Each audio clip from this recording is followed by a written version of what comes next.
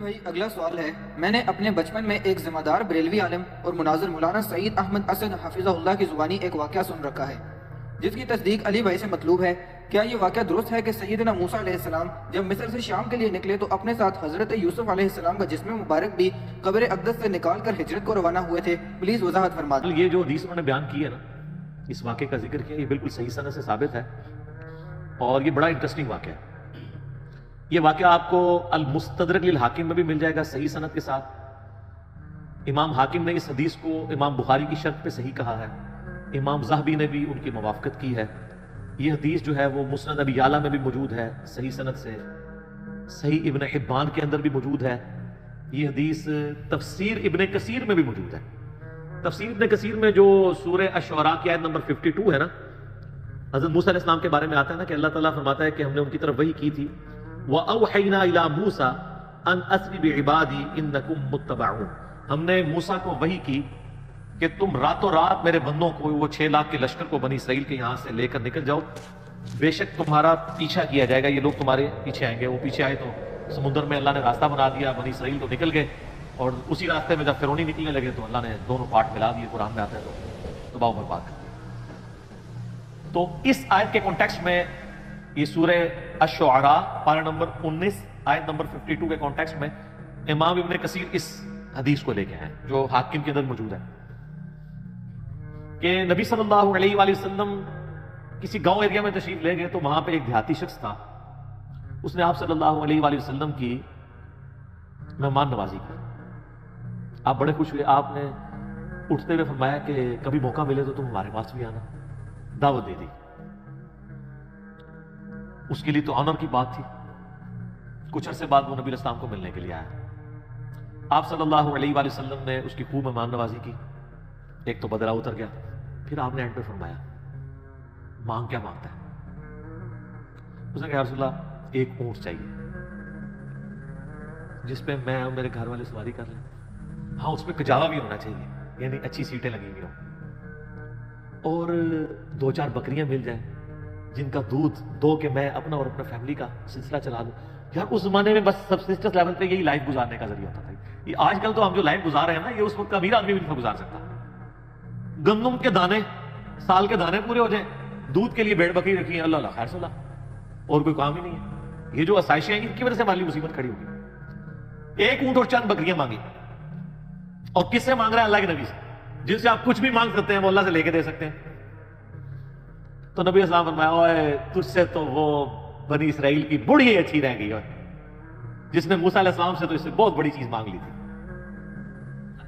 صحابہ نے کہا یا رسول اللہ وہ بڑھیا کا کیا قصہ ہے؟ تو آپ فرمایا کہ ہوا یوں کہ جب بنی اسرائیل مصر سے نکلے شام جانے کے لیے موسیٰ علیہ السلام کے ساتھ، تو وہ راستہ بھول گئے۔ تو حضرت موسیٰ علیہ السلام نے جو بنی اسرائیل کے علماء تھے نا، ان کو بلایا، ان سے مشورہ کیا جائے کہ یہ مسئلہ کیا ہے۔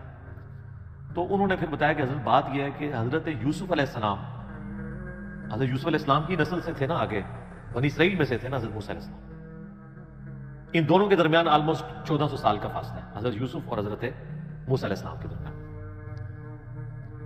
تو حضرت موسیٰ علیہ السلام کو انہوں نے کہا کہ جب حضرت یوسف علیہ السلام کی موت کا وقت قریب آیا تھا نا، تو انہوں نے بنی اسرائیل سے ایک عہد لیا تھا کہ جب کبھی بھی تم واپس ملک شام گئے نا، کیونکہ اصل ان کا وطن تو شام تھا، وہ تو حضرت یوسف علیہ السلام سورہ یوسف میں آتا ہے نا کہ بکھ کے وہاں تک پہنچے، پھر اللہ نے وہاں ان کو مرتبہ دیا تو بنی اسرائیل وہاں پہ شفٹ ہو گئے۔ لیکن یاد تو اپنے وطن کی ستاتی تھی، ان کو یہ بھی پتا تھا کہ اللہ نے وہی کے ذریعے بتایا ہوگا کہ الٹیمیٹلی آپ ابراہیمی مسکن کی طرف دوبارہ جائیں گے۔ تو انہوں نے یاد لیا تھا کہ جب تم لوگ یہاں سے شفٹ کرو نا تو میری لاش بھی قبر سے نکال کے لے جانا، مجھے وہاں پہ یروشلم میں دفن کرنا، جو میرا آبائی جگہ ہے۔ حضرت موسیٰ علیہ السلام نے کہا اوہو یہ تو پھر ہمیں راستہ نہیں ملے گا، یوسف علیہ السلام کو کنال کھڑنا پڑا ہے، کیونکہ اللہ کی طرف سے ہو رہا تھا۔ ان کا اچھا ٹھیک ہے جی بتاؤ قبر کی طرف، ان کا جی قبر بھی نہیں پتا ہمیں، کیونکہ اس زمانے میں مزار نہیں ہوتے تھے، پوائنٹ ٹو بی نوٹڈ، مزار تو نہیں۔ اور یوسف علیہ السلام تو بہت بڑی شخصیت تھے، ان کا بہت بڑا مزار ہونا چاہیے تھا، وہاں وزیر خوراک رہے تھے وہ۔ انہوں نے کہا جی ایک بڑھیا ہے جس کو قبر کا ایڈریس پتا ہے، لیکن وہ کہتی ہے کہ موسیٰ کو میرے پاس خود بھیجو، میں اس کے ساتھ نیگوشیشن کروں گی تو جگہ بتاؤں گی قبر کی۔ حضرت موسیٰ علیہ السلام نے کہا ٹھیک ہے بات کر لیتے ہیں۔ تو کہا اماں بتا، ان کا اس طرح نہیں ہے، مجھے اس کا معاوضہ ادا کرنا ہوگا۔ حضرت موسیٰ علیہ السلام نے کہا اس کا معاوضہ کیا؟ وہ تو ایکسپیکٹ کر رہے تھے کوئی پیسے، کوئی مال، کوئی بکریاں، کوئی اونٹ، جس طرح سے ابھی نے بھی مانگ لیا۔ انہوں نے کہا جی معاوضہ یہ ہے کہ میں جنت میں تمہارے ساتھ رہوں۔ اللہ اکبر! حضرت موسیٰ علیہ السلام کا رنگ فاق ہو گیا، چہرے پہ ناگواری کے ساتھ آ گئے کہ یہ کیا مانگ رہی ہے، پھر دوسرا ہی میرے اختیار میں بھی نہیں ہے۔ تو حدیث کے الفاظ ہیں اللہ تعالیٰ نے اسی ٹائم حضرت موسیٰ کو وحی کی کہ آپ کمٹمنٹ کر لیں اس کے ساتھ۔ اوہ ہائے، دینے والا تو اللہ ہے نا جی۔ موسیٰ السلام نے کہا ٹھیک ہے۔ اس لیے حضور نے اس عرابی کو کہا او یار تجھے تو بڑی اچھی رہ گئی، یعنی تو مجھ سے جنت میں میرا پڑوس مانگ لیتا، تو نے مانگی تو دنیا کی چیز مانگی۔ جس طرح کہ صحیح مسلم میں آتا ہے کہ ایک صحابی تھے ربیہ، نبی علیہ السلام کو وضو کروایا کرتے تھے۔ ایک دن سمندر رحمت جوش میں آیا، فرمایا سل ربیہ کیا مانگتا ہے؟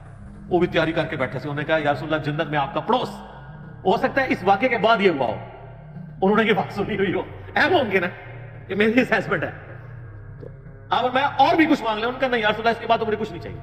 تو آپ نے فرمایا پھر کثرت سجود سے میری مدد کر، یعنی اللہ کی عبادت کر کثرت کے ساتھ، میری شفاعت بھی تیرے کام آئے گی، الٹیمیٹلی تجھے جنت میں میرا پڑوس مل جائے انشاءاللہ۔ بلکہ آپ لوگوں کے لیے خوشخبری، بخاری مسلم میں حدیث ہے کہ ایک صحابی ہے، ان کا یا رسول اللہ قیامت کب آئے گی؟ آپ نے فرمایا کہ قیامت کے لیے تو نے تیاری بھی کی ہے؟ تو اس نے کہا یا رسول اللہ میں تو بس موٹے موٹے دین پہ چلتا ہوں، فرائض پورے کرتا ہوں، کوئی ایکسٹرا نفلی باتیں میرے پاس نہیں ہے، ہاں میں اللہ اور اس کے رسول سے محبت کرتا ہوں۔ تو آپ نے فرمایا پھر اللہ اور اس کا رسول تمہارے ساتھ ہوں گے۔ حضرت انس بن مالک کہتے ہیں کہ اسلام لانے کے بعد رسول اللہ کے کسی فرمان سے ہمیں اتنی خوشی نہیں ہوئی جتنا اس فرمان سے ہوئی کہ جو اللہ اور اس کے رسول کے ساتھ محبت کرتا ہے، اللہ اور اس کا رسول قیامت والے دن اس کے ساتھ ہوگا، یعنی اسے بھی پڑوس مل جائے گا۔ اور پھر حضرت انس بن مالک کے الفاظ ہیں بخاری مسلم، اے اللہ میں اللہ سے، اس کے رسول سے، حضرت ابو بکر عمر سے محبت کرتا ہوں، گو میرے اعمال ابو بکر عمر والے نہیں ہیں، لیکن یا اللہ مجھے بھی اپنا اور اپنے محبوب کا ساتھ قیامت والے دن نصیب فرما، آمین۔ ہم بھی دعا کرتے ہیں کہ گو ہمارے اعمال بھی صحابہ اور اہل بیت والے نہیں ہیں، تب بھی اللہ تعالیٰ محض اپنی رحمت سے، اپنے نبی علیہ السلام کی شفاعت سے ہمیں ان مبارک ہستیوں کا پڑوس قیامت والے دن نصیب فرمائے، آمین ثم آمین۔ اچھا، تو اب وہ بڑھیا نے کہا کہ جی میں آپ کو پتہ بتاتی ہوں۔ اب وہ بڑھیا جناب ان کو ایک تالاب کے اوپر لے گئے۔ حدیث کے الفاظ ہیں وہ تالاب بھی بالکل سبز ہو چکا ہوا تھا، یعنی بہت پرانا تالاب تھا، کوئی اتنا یوز میں بھی نہیں تھا، کوئی سمجھ لیں آج کل جس طرح کیچڑ والا کوئی جوہڑ ہوتا ہے۔ اس نے کہا جی اس پانی اس کا نا تالاب کا باہر نکلوائیں، اس تالاب کو خشک کریں۔ وہ تالاب خشک کیا گیا تو اس کی بیسمنٹ کے اندر اس نے نا ایک جگہ لوکیٹ کی کہ یہاں پہ آپ کھودیں، یہاں پہ کی قبر ہے۔ دسو کسی لبنی سی اس زمانے علم غیب بھی نہیں سی ہوتا، نہیں تو لب جاتا، ٹھیک ہے۔ بزرگوں کہتے ہیں نا علم غیب ہے، وہ جب تک اللہ نہ بتائے تو پیغمبر کو بھی نہیں پتا چلتا۔ تو خیر وہ قبر کھودی اور حدیث کے الفاظ ہیں کہ انہوں نے حضرت یوسف علیہ السلام کا جسد انور نکالا تو پھر بنی اسرائیل کے لیے جو ہے نا راستہ بالکل واضح ہو گیا، پھر وہ اپنے سفر پہ چلے۔ تو یہ حدیث ہے جس میں حضرت یوسف علیہ السلام کا جسد انور وہاں پہ شفٹ کرنے کی بات ہے۔ لیکن اس حدیث کے اندر ایک اشکال بھی ہے، میں اس کو کلیئر کر دوں۔ اس حدیث میں الفاظ ہیں کہ حضرت موسیٰ علیہ السلام نے کہا وَاسْتَخْرِجُوا عِظَامَ یوسف، یوسف کی ہڈیوں کو یہاں سے نکالو۔ اس کی وجہ سے بعض لوگ یہ کہتے ہیں کہ جی یہ تو حضرت یوسف علیہ السلام کا تو جسم معاذ اللہ سلامت نہیں تھا، وہ تو ہڈیاں شفٹ کی گئی ہیں۔ شیخ البانی رحمہ اللہ تعالیٰ سلسلہ احادیث صحیحہ میں لکھتے ہیں کہ میں بڑا عرصہ پریشان رہا کہ ہمیں تو صحیح احادیث کی روشنی میں یہ بات پتا ہے، ایون قرآن سے بھی اشارہ ملتا ہے، میں بعد میں بتاتا ہوں آپ کو، کہ انبیاء کے جسموں کو مٹی نہیں کھاتی، تو یہ کیسے ہو سکتا ہے کہ یوسف علیہ السلام کے ہڈیوں کا ڈھانچہ وہاں پہ ہو؟ تو کہتے ہیں میرا مسئلہ حل ہوا جب میں نے سنن نبی داؤد میں وہ حدیث پڑھی نا، حضرت تمیم داری نے کہا یا رسول اللہ صلی اللہ علیہ وآلہ وسلم آپ یعنی کھڑے ہو کے خطبہ دیتے ہیں تو میں آپ کے لیے ایک ممبر نہ تیار کروا دوں جس پہ آپ بیٹھ کے تھوڑی دیر آرام کر لیا کریں۔ تو اس میں پتہ کیا الفاظ ہیں؟ وہ کہتے ہیں یحمل عظامک، اس ممبر پہ آپ اپنی ہڈیاں رکھ سکیں، ہونا تو یہ تھا جسم رکھ سکیں۔ تو البانی کہتے ہیں کہ وہ مجھے پتا چلا کہ یہ عرب کے لوگ محاورتاً یہ لفظ بولتے ہیں، یعنی وہ جسم ہڈیوں کے ایکویلنٹ جسم اور جسم کے لیے ہڈیاں استعمال کرتے ہیں۔ جیسے ہمارے جسم میں درد ہو تو ہم کیا کہتے ہیں میری ہڈیاں ٹوٹ رہی ہیں، اس کا یہ مطلب نہیں ہوتا کہ فزیکلی کو ہڈیاں ٹوٹ رہی ہیں، جسم میں درد ہے۔ بریانی کھائی ہے تو سینے میں آگ لگی ہوئی ہے، اس سے مراد وہ فائر نہیں ہوتی، یہ محاورہ تھا. تو کہتے ہیں اس سے ابھی یہ بھی کہہ سکتا تھا یا رسول اللہ جس پہ آپ آرام کر سکیں. اس نے لفظ کیوں استعمال کیے کہ یحمل عظامک، آپ کی ہڈیاں، آپ اپنی ہڈیاں اس پہ رکھ سکیں. تو ہڈیاں اپنی کو رکھ سکتا ہے. تو اس اشکال کا جواب ہوا. اب آ جائیں اس آیت کی طرف جو میں نے کہا قرآن میں، وہ سورہ سبا ہے، آیت نمبر 14. اعوذ باللہ من الشیطان الرجیم، بسم اللہ الرحمن الرحیم. یہ بڑا مشہور واقعہ ہے. حضرت سلیمان بن داؤد علیہ السلام، آپ کو پتا ہے جب یہ فوت ہو گئے تو یہ ہیکل سلیمانی تعمیر کروا رہے تھے، تو ایک آسا کے سہارے یہ کھڑے رہے. اس کا ذکر ہے. فلما قضینا علیہ الموت، جب ہم نے ان پر موت وارد کر دی، ما دلهم على موته الا دابۃ الارض تأکل من سأتہ، تو ان کی موت کی خبر نہیں دی مگر اس زمین کے کیڑے نے جو ان کے عصا کو کھا گیا. اب وہ عصا کے سہارے ظاہر کرسی بھی بیٹھے ہوں گے، یوں کر کے سہارا لیا ہوا ہوگا، جس سے فیل یہ ہو رہا تھا کہ وہ زندہ ہی ہے. لیکن کسی جن کی یہ بھی جرت نہیں ہوئی ہے کہ روب اتنا تھا کہ کسی کی یہ بھی ضرورت ہوئی کہ کہیں فوت ہی نہ ہو گئے ہوں، کہ اٹھ کے نماز بھی نہیں پڑھ رہے، کتنے دنوں سے جسم اسی طریقے سے ہے، اتنی بھی ان کی ضرورت نہیں تھی، ڈرتے تھے. فلما خر، جب ان کا جسم نیچے آیا، یعنی کیا ہوا کہ وہ دیمک جو ہے نا اس کو چاٹ گئی. تو سر دیمک ایک دن میں نہیں چاٹتی، یہ مہینوں کی گیم ہے کہ وہ عصا کو دیمک کھاتی رہی جب تک وہ ہیکل سلیمانی تعمیر نہیں ہوگا، ٹیمپل آف سلیمان. تو قرآن کہہ رہا ہے کہ حضرت سلیمان علیہ السلام اس کے سارے پہ رہے، تو اس کا مطلب ان کا جسم بھی سلامت، فریشنس بھی سلامت، آنکھوں کی چمک بھی سلامت، سب کچھ.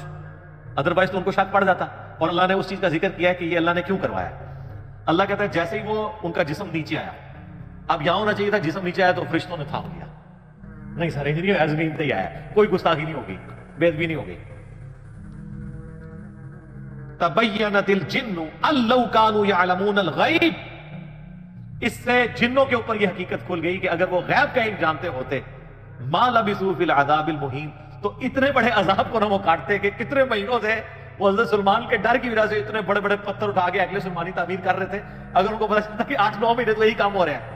جیسے میں نے آپ کو کہا نا آج کل تو آپ CCTV کیمرہ ویسے ہی لگا دینا، چاہے اس کا کنیکشن بھی پیچھے نہ ہو، اور 3-4 آپ گھر کے باہر لگا دیں تو کوئی جناب اس طرف جاتا بھی نہیں ہے، ان کو ڈر لگا رہتا ہے یار یہ تو نظر آ جائیں گے. تو اللہ تعالیٰ فرمایا کہ علم غیب اگر جنوں کو ہوتا نا تو ان کو کیوں نہیں پتا چل گیا کہ یہ فوت ہو گیا. تو علم غیب والا عقیدہ اللہ تعالیٰ نے بڑا قرآن میں کلیئر کیا ہوا ہے. آپ نے نہیں ماننا تو نہ مانے، ایک لانا بات ہے. جنات سے جتنی بھی خبریں کائنوں تک پہنچتی ہیں نا، وہ قرآن حکیم میں بھی آیا ہے، بخاری مسلم میں اس کی ڈیٹیل موجود ہے. وہ فرشتوں کی ڈسکشن کے ساتھ کچھ باتیں اچک لیتے ہیں تو وہ چلی جاتی ہیں، باقی بخاری مسلم کے الفاظ ہیں، وہ 100 باتیں اس میں اور ملا کے کائنوں کے دماغ میں ڈالتے ہیں اور وہ آگے پھیلا دیتے ہیں.